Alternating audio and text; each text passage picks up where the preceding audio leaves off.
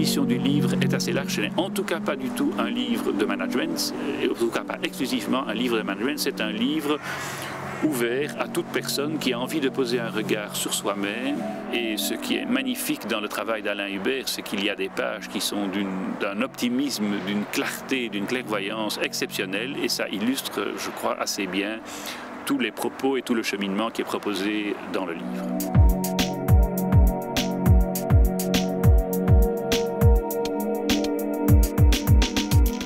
Chaque individu, par rapport à une décision à prendre, va d'abord réagir en fonction de qui il est, consciemment ou inconsciemment. Cette personne aussi est dans un contexte. Est-ce que cette personne perçoit bien tous les paramètres de son contexte? Et donc rien que déjà ces deux éléments, il faut faire en sorte que chaque personne, et c'est ça qui est magnifique, a son propre parcours de décideur.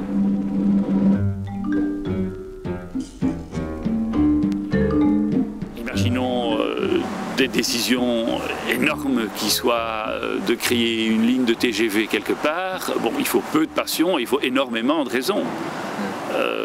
Dans des décisions plus courantes, il est évident que le dosage passion sera plus important, mais je crois que la première chose dont il faut réaliser, c'est que chacun, nous avons un profil préférentiel.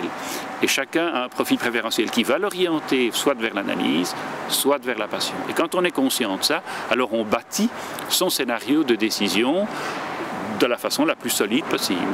Et il est bien évident qu'une décision sera d'autant meilleure qu'elle sera portée par la passion. Alors la passion va peut-être faire en sorte que la décision sera plus emportée, mais ce que la passion fera, c'est qu'une fois la décision prise, la personne passionnée mettra tout en œuvre pour arriver au but qu'elle s'est choisi.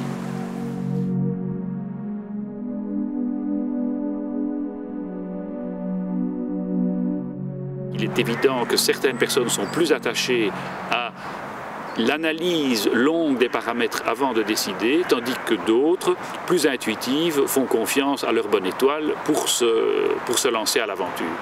Et sans doute que l'art de décider, c'est, selon les circonstances, de parvenir à trouver le juste dosage entre son sens de l'analyse, son sens de l'intuition, et j'ajouterai un troisième élément, sa capacité de faire appel à des tiers.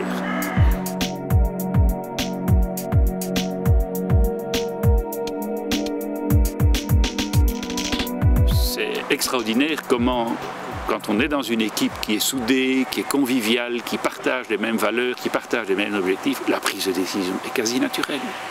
Et la part de risque est réduite parce qu'au fond chacun s'implique et chacun ayant une idée du rôle qu'il aura à jouer dans la mise en œuvre, s'il en a une bonne conscience, mais il va s'attacher à la réalisation du résultat. Et donc c'est sans doute bien la force des petites entreprises par rapport à des plus grandes, c'est que dans un petit noyau de personnes qui sont complices dans un enjeu à réussir, mais chacun va trouver son rôle. Oui, la décision est faite de courage, elle est faite d'audace.